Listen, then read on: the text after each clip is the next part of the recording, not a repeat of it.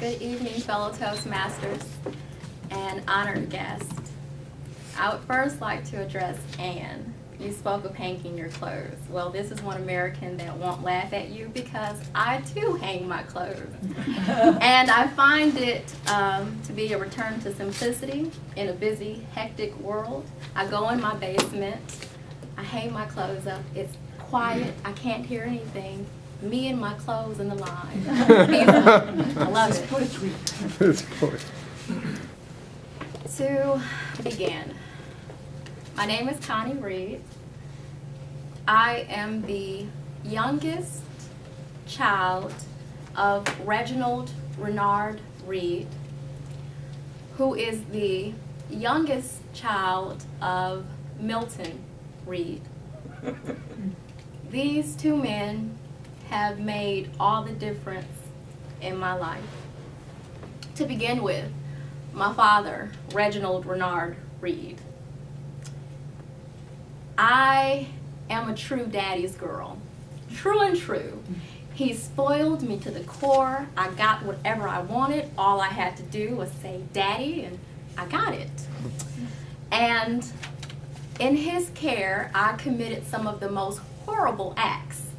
He overindulged me completely, and to this day when I tell people how rotten I was, they don't believe me. Not you. You weren't that rotten. I locked my father's keys in the car once. I locked him out of the car. I was just so spoiled.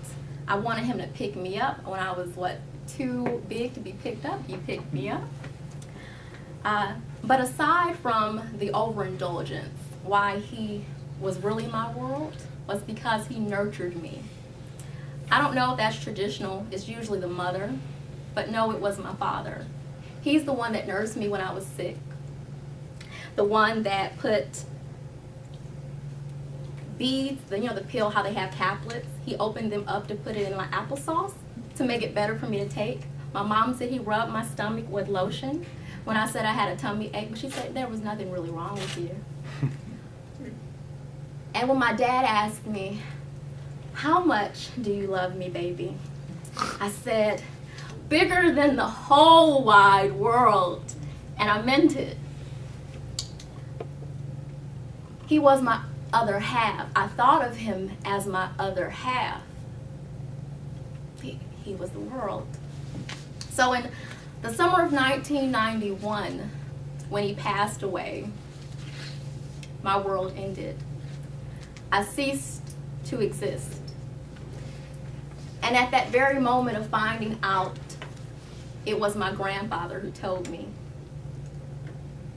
I could have crawled into a hole, and I could have never come out again.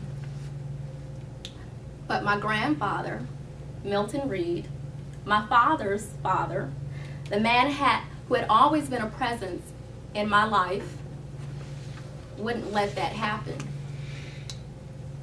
He went beyond the call of duty. He started picking us up from school. He would come across town to pick my brother and myself up. We went to different schools, mind you, take us to school, and in the afternoon when school let out, he would come across town, pick us up. He would be there on time every day, never late, never made it seem like it was a burden. If we needed things, he was there for us. We needed clothes and shoes because things were tight around the house. We only had one income household. He made sure we had it. He took us out to dinner on the weekends, and he gave us a weekly allowance. We always had.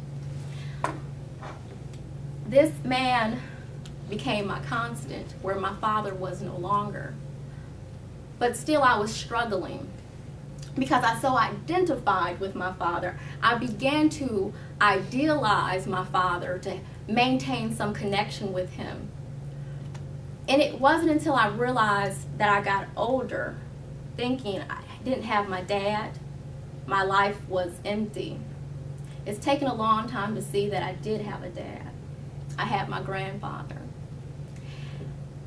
He's been there for me always. And when at the age of 14, I decided that I didn't want to live with my mom anymore because we had that butting head thing. he swooped me up, and to this day, I'm with him now. I've seen him through a triple bypass and an aneurysm. I was a teenager. I took care of him. I nursed him, just the two of us.